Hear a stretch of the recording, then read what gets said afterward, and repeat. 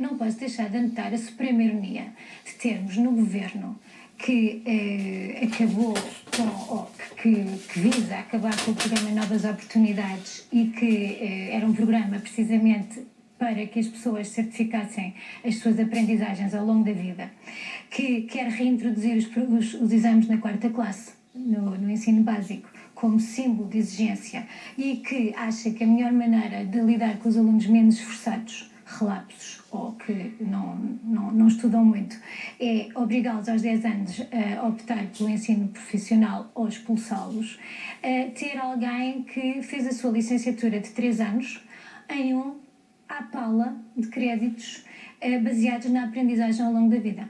É muito irónico, de facto. E que aquilo que o homem, de quem é o braço direito, ou vice-versa, às vezes não se percebe muito bem quem é que é o braço direito de quem, e estou a falar de Passos Coelho, chamou credenciação de ignorância em maio de 2011, quando se referiu ao programa Novas Oportunidades.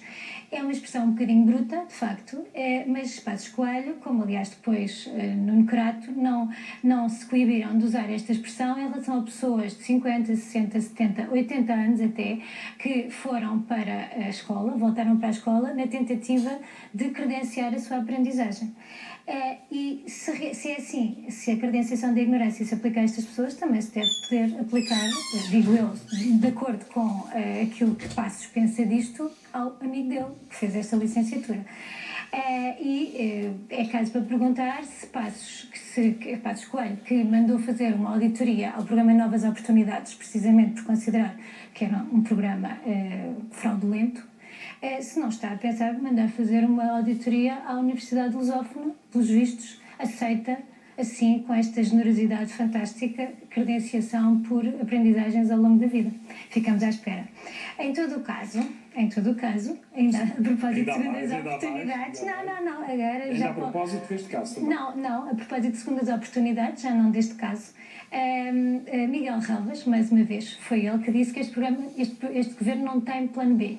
Não sei se te lembras que disse, a propósito da questão da austeridade, que não havia plano B. Era austeridade? Ou nada, não é?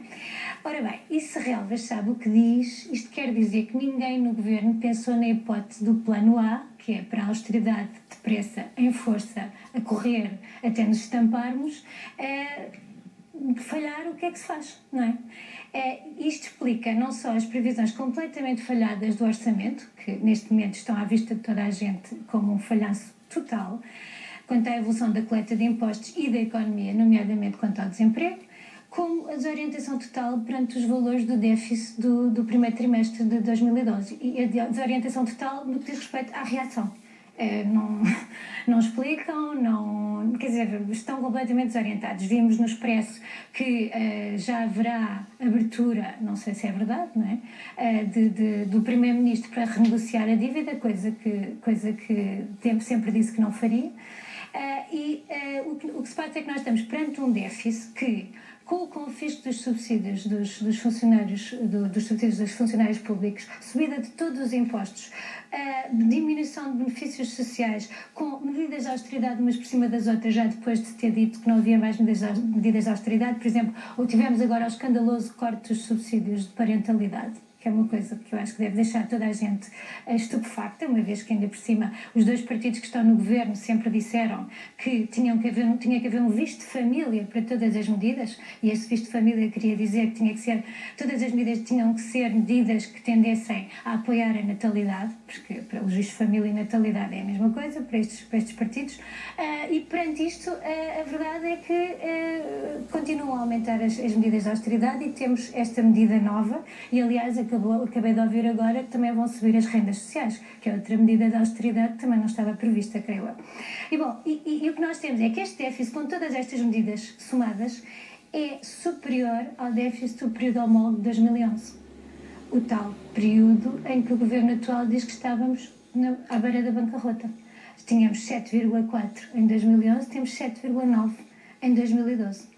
Era o tal desvio colossal quando o governo tomou funções, este governo. Este deve ser cósmico, quer dizer, tipo, para arranjar assim um adjetivo, e um bocadinho cómico também.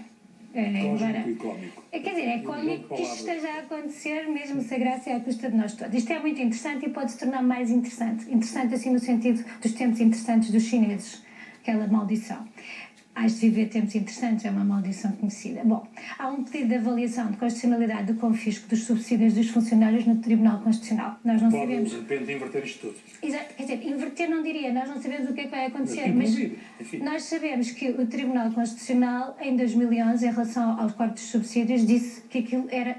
O acórdão diz que aquilo é um limite. Já não parece haver espaço para que haja outra medida agravante sobre os funcionários públicos. E o que é que poderá suceder? Uma norma considerada inconstitucional deixa de existir. Isto é, cessa a aplicação. Isto não significa necessariamente, estive a informar-me, que o Governo seja obrigado a devolver os subsídios de férias que já foram confiscados. Mas pode implicar, se esta decisão surgir neste sentido, que os subsídios de Natal não sejam confiscados. E isso iria fazer o déficit crescer ainda mais.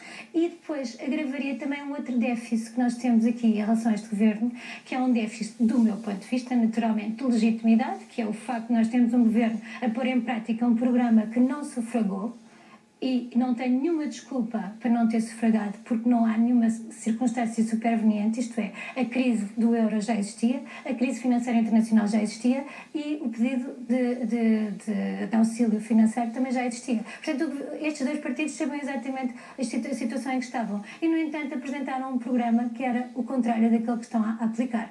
Isto, para mim, é um problema de legitimidade. E depois podemos ter um problema de legalidade, porque se o Tribunal Constitucional disser que a medida é inconstitucional, significa ilegal. Não sei se as pessoas sabem que quer dizer a mesma coisa. E, portanto, é muito chato que um programa que ainda por cima é um absoluto desastre se torne ainda mais ilegítimo por ser ilegal. Podemos ter aqui um problema muito complicado do ponto de vista político.